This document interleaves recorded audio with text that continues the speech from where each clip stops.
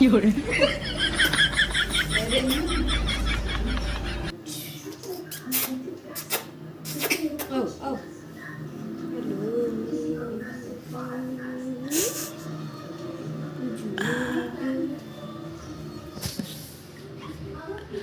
दो घंटे से चिल्लाती हुई माँ अपने बच्चों को जबरदस्ती सुलाने की नाजायज कोशिश करती हुई।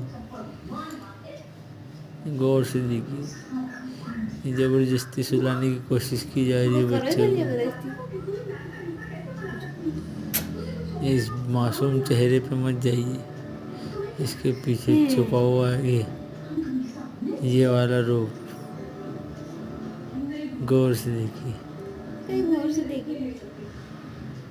ये जितना मासूम लगता है उतना अंदर से भयानक है। मुंह आराम से कहीं कहीं बढ़ रहा है।